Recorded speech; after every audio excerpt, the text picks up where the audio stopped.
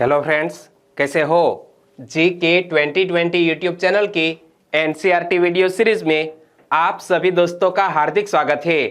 आज हम एक अलग ही टॉपिक को लेकर आए हैं और आज का हमारा जो यह टॉपिक है वो भारत के कला एवं संस्कृति के लिहाज से मोस्ट IMP टॉपिक है। तो आज हम लोक नाट्य और यह प्रमुख शैलियां, क्या लोक नाट्य की प्रमुख शैलियों के बारे में पढ़ने वाले हैं। तो यह वीडियो में आप लास्ट तक बने रहिए। लास्ट में कमेंट सेक्शन में जरूर बताना कि आपको यह वीडियो कैसा लगा। सबसे पहले बात करते हैं लोक नाट्य यात्रा की।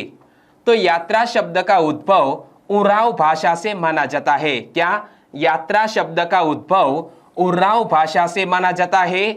इसका अर्थ महत्वपूर्ण अनुष्ठानिक नृत्य महोत्सव से है। बंगाल और ओडिशा में यात्रा को चैतन्य उत्सव से जोड़ा जाता है। इसका सामाजिक पहलू अधिक महत्वपूर्ण है क्योंकि इसके माध्यम से छुआछूत एवं जाति प्रथा जैसी कुरीतियों को कम करने का प्रयास किया जाता है। एक बार फिर से देख लो कि यात्रा शब्द का उद्भव उरांव भाषा से माना जाता है। इसका अर्थ महत्वपूर्ण अनुष्ठानिक नृत्य महोत्सव है। बंगाल और ओडिशा राज्य में यात्रा को चैतन्य उत्सव से जोड़ा जाता है। इसका सामाजिक पहलू अधिक महत्वपूर्ण है क्योंकि इसके माध्यम से छुआछूत एवं जाति प्रथा जैसी कुरीतियों को कम करने का प्रयास किया जाता है। और यात्रा का वर्तमान रूप नूतन यात्रा के रूप में माना जाता है क्योंकि इसमें ऑर्केस्ट्रा को शामिल किया गया है। क्या यह यात्रा में अब ऑर्केस्ट्रा को शामिल किया गया है जिसमें देशी व विदेशी वाद्य यंत्रों को प्रयोग हो रहा है। क्या यह यात्रा उत्सव में अब देशी और विदेशी वाद्य यंत्रों का भी प्रयोग हो रहा है। तो जो इंफॉर्मेशन मैंने आपको बताई इनसे रिलेटेड क्वेश्चन आपकी स्क्रीन पर है। बताइए कि यात्रा शब्द का उद्भव निम्न में से किस भाषा से माना जाता है। यात्रा शब्द का उद्भव किस भाषा से? दोस्तों उरांव भाषा से माना जाता है। यानी कि इस क्वेश्चन का सही आंसर है ऑप्शन बी। निम्न में से किस राज्य में यात्रा लोक नाट्य को चैतन्य उत्सव से जोड़ा जाता है? तो यात्रा लोक नाट्य को चैतन्य उत्सव से जोड़ा जाता है। किस राज्य में? दोस्तों बंगाल और ओडिशा राज्य में। किस राज्य में? बंगाल और ओडिशा राज्य में। यह मैंने आपको बताया था। बंगाल और ओडिशा राज्य में यात्रा को चैतन्य उत्सव से जोड़ा जाता है। क्लियर? चलिए आगे बात करें तो रामलीला और रासलीला की बात करें। रामलीला में सबसे पहले बात करें तो रामलीला में भगवान श्री राम और माता सीता के जीवन से जुड़े प्रत्येक पहलू का प्रस्तुतिकरण बड़े ही मनोहर ढंग से किया जाता है। क्या रामलीला में भगवान श्री राम और माता सीता के जीवन से जुड़े प्रत्येक पहलू का प्रस्तुतिकरण बड़े ही मनोहर ढंग से किया जाता है और अधिकांशतः इसकी शुरुआत दशहरा के समय होती है। इसके पात्र राम सीता आदि लोगों को तुलसी के राम तथा सीता के समान लगते हैं और वह उसी भावना एवं श्रद्धा से उनका पूजन तथा वंदन भी करते हैं। दोस्तों रामलीला उत्तर प्रदेश में बहुत ही फेमस है कि रामलीला में भगवान श्री राम और माता सीता के जीवन से जुड़े प्रत्येक पहलू का प्रस्तुतिकरण बड़े ही मनोहर ढंग से किया जाता है। अधिकांशतः इसकी शुरुआत दशहरे के समय होते हैं। कब? दशहरे के समय। और इसके पात्र राम सीता आदि लोगों को तुलसी के राम तथा सीता के समान लगते हैं और वह उसी भावना एवं श्रद्धा से उनका पूजन तथा वंदन करते हैं। और रामलीला में रावण और हनुमान जैसे चरित्र खास कलाकार ही निभाते हैं। क्या? रावण और हनुमान जैसे चरित्र खास कलाकार ही निभाते हैं। इमेज में आप देख सकते हैं। और लगभग समस्त उत्तर भारत में रामलीला बड़े हर्षोल्लास के साथ मनाई जाती है। और याद रखो रामनगर की रामलीला काफी प्रसिद्ध है। कहां की? रामनगर की रामलीला काफी प्रसिद्ध है। चलिए आंसर दीजिए, कहां की रामलीला काफी प्रसिद्ध है? सिंपल सा क्वेश्चन है, हाल ही में मैंने आपको बताया। तो रामनगर की रामलीला पूरे भारत भर में प्रसिद्ध है। सही आंसर है ऑप्शन ए रामनगर। और रासलीला यानी कि कृष्ण लीला की बात करें तो कृष्ण की लीलाओं को नाट्य शैली में पेश करना ही कृष्ण लीला है। यह भक्त की धर्म साधना मानी जाती है। क्या? कृष्ण की लीलाओं को नाट्य शैली में पेश करना ही कृष्ण लीला है और यह भक्ति की धर्म साधना मानी जाती है। भक्त की धर्म साधना मानी जाती है। और रासलीला में भगवान श्री कृष्ण के जीवन के अनेक रूपों को प्रदर्शित किया जाता है। क्या? यह रासलीला में भगवान श्री कृष्ण के जीवन के अनेक रूपों को प्रदर्शित किया जाता है, जैसे माखन चुराने वाला कृष्ण, मटकी फोड़ने से लेकर सांदीपनी मुनि के आश्रम में शिक्षा लेने वाले कृष्ण, सुदामा की मित्रता करने वाले कृष्ण, द्वारका जाना, अर्जुन को उपदेश देने, राधा कृष्ण का प्रेम, गोपियों और संग नृत्य आदि। दोस्तों, यह महत्वपूर्ण कृष्ण लीला के पहलू है। और उत्तर प्रदेश में ब्रज भूमि कृष्ण की लीला स्थली मानी जाती है। क्या? उत्तर प्रदेश में ब्रज भूमि कृष्ण की लीला स्थली मानी जाती है। चलिए आंसर दीजिए। उत्तर प्रदेश में कौन सा स्थान कृष्ण की लीला स्थली मानी जाती है? तो उत्तर प्रदेश में कृष्ण की लीला स्थली माना जाता है ब्रजभूमि को। सही आंसर बन गया ऑप्शन ए। आगे बात करें तो एक और लोक नाट्य जिसका नाम है नौटंकी। यह मूलतः उत्तर प्रदेश की नाट्य शैली है तथा इसका नामकरण शहजादी नौटंकी नामक नाटक के आधार पर किया गया है। क्या? नौटंकी उत्तर प्रदेश की नाट्य शैली है और नौटंकी का नामकरण शहजादी नौटंकी नामक नाटक के आधार पर किया गया है। इस शैली के विषय प्रेम, त्याग, वीरता आदि पर आधारित होते हैं।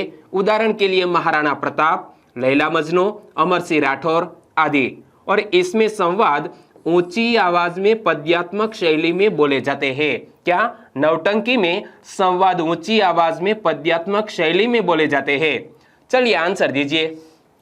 नौटंकी निम्न में से किस राज्य की नाट्य शैली है?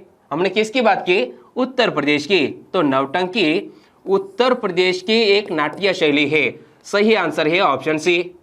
तो निम्न में से किस नाट्य कला में संवाद ऊंची आवाज में पद्यात्मक शैली में बोले जाते हैं? तो नौटंकी में दोस्तों जो संवाद है वो ऊंची आवाज में पद्यात्मक शैली में बोले जाते हैं। सही आंसर है ऑप्शन डी। और अब स्वांग की बात करें तो यह एक लोकप्रिय हरियाणवी लोक रंगमंच शैली है। क्या? यह स्वांग एक लोकप्रिय हरियाणवी लोक रंगमंच शैली है। इमेज में आप देख सकते हैं। और इसकी कथा वस्तु लोकप्रिय पौराणिक आख्यानों पर आधारित होती है। इस शैली में वादक खुले स्थान पर बीचों बीच बैठते हैं और उनके चारों ओर दर्शक तथा श्रोता बैठते हैं, जबकि अभिनेता, सह गायक, सह नर्तक आदि पूरे मंच पर बैठकर कला का प्रदर्शन करते हैं। एक बार फिर से देख लो कि यह एक लोकप्रिय हरियाणवी लोक रंगमंच शैली है। इसकी कथा वस्तु लोकप्रिय पौराणिक आख्यानों पर आधारित होती है। इस शैली में वादक खुले स्थान पर बीचों बीच बैठते हैं और उनके चारों ओर दर्शक तथा श्रोता बैठते हैं, जबकि अभिनेता, सह गायक, सह नर्तक आदि पूरे मंच पर बैठकर कला का प्रदर्शन करते हैं। चलिए आंसर दीजिए। लोकप्रिय हरियाणवी लोक रंगमंच शैली का नाम क्या है? तो नाम है दोस्तों स्वांग। सही आंसर है ऑप्शन सी।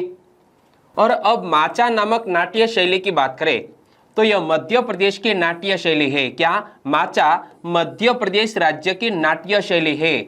इस संगीतमय नाट्य परंपरा का जन्म एवं विकास लगभग 200 वर्ष पूर्व कहां? उज्जैन में हुआ। और माचा मंच शब्द से निकला है। इसके विषय पौराणिक आख्यानों, प्रेमाख्यानों, वीरतापूर्ण ऐतिहासिक प्रसंगों, समकालीन शास्त्रीय जीवन आदि पर आधारित होते हैं और इनमें संगीत का भरपूर प्रयोग होता है। एक बार फिर से देख लो कि माचा मध्य प्रदेश की एक नाट्य शैली है। इस संगीतमय नाट्य परंपरा का जन्म एवं विकास लगभग 200 वर्ष पूर्व उज्जैन में हुआ था। और माचा मंच शब्द से निकला है। इसके विषय पौराणिक आख्यानों, प्रेमाख्यानों, वीरतापूर्ण ऐतिहासिक प्रसंगों, समकालीन शास्त्रीय जीवन आदि पर आधारित होते हैं और इनमें संगीत का भरपूर प्रयोग होता है। चलिए आंसर दीजिए। निम्न में से एक मध्य प्रदेश की नाट्य शैली है। यहाँ 4 ऑप्शन है, बताइए मध्य प्रदेश की नाट्य शैली कौन सी है? माचा, जिसकी हाल ही में हमने बात की। सही आंसर है ऑप्शन बी। और माचा नामक संगीतमय नाट्य परंपरा का जन्म एवं विकास 200 वर्ष पूर्व कहां हुआ था? कहां हुआ था? उज्जैन में हुआ था। बिल्कुल सही आंसर है ऑप्शन बी।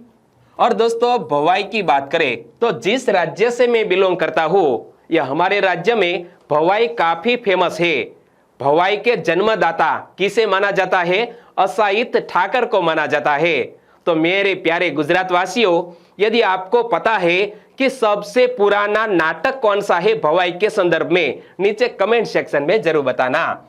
तो यह भारत के पश्चिमी हिस्सों विशेषकर राजस्थान तथा उत्तरी गुजरात से उत्पन्न लोक नाट्य विद्या है। प्रारंभ में भवाई धार्मिक उत्सवों के दौरान देवी मां को प्रसन्न करने के लिए किया जाने वाला अनुष्ठान था। बाद में इनका प्रदर्शन पूरे साल किया जाने लगा। एक बार फिर से देख लो कि यह भारत के पश्चिमी हिस्सों विशेषकर राजस्थान तथा उत्तरी गुजरात से उत्पन्न लोक नाट्य विद्या है। प्रारंभ में भवाई धार्मिक उत्सवों के दौरान देवी मां को प्रसन्न करने के लिए किया जाने वाला एक अनुष्ठान था। बाद में इनका प्रदर्शन पूरे साल किया जाने लगा। और भवाई के अंतर्गत धार्मिक, पौराणिक, सामाजिक आदि विषयों पर आधारित नाटिकाओं की क्रमिक प्रस्तुति की जाती है। और कुछ लोकप्रिय भवाई कथानक ऐसे हैं, ढोला मारो, डोकरे, बोरा और बोरे। इनमें से दोस्तों ढोला मारो बहुत ही फेमस यह एक भवाई का नाटक है। ओके, चलिए आंसर दीजिए। भवाई लोक नाट्य विद्या का संबंध निम्न में से किस राज्य से है? तो भवाई लोक नाट्य विद्या का संबंध गुजरात से भी है, राजस्थान से भी है। तो सही आंसर बन जाता है ऑप्शन डी, ए और बी दोनों। और अब ख्याल नामक नाट्य शैली की बात करें तो यह राजस्थान की लगभग 400 वर्ष पुरानी नृत्य नाटिका शैली है। किस राज्य की? राजस्थान राज्य की 400 वर्ष पुरानी नृत्य नाटिका शैली है, नाम है ख्याल। यह शैली एक साथ स्वस्थ मनोरंजन और सामाजिक तथा सांस्कृतिक शिक्षा प्रदान करती है। ख्याल में गायन एवं वादन की विशिष्ट शैली का प्रयोग किया जाता है तथा इस नाट्य शैली में राजस्थान की सांस्कृतिक विशिष्टता प्रभावी रूप से उभर कर सामने आती है। एक बार फिर से देख लो कि राजस्थान की लगभग 400 वर्ष पुरानी नृत्य नाटिका शैली नाम है ख्याल। और ये इस शैली में एक साथ स्वस्थ मनोरंजन और सामाजिक तथा सांस्कृतिक शिक्षा प्रदान की जाती है।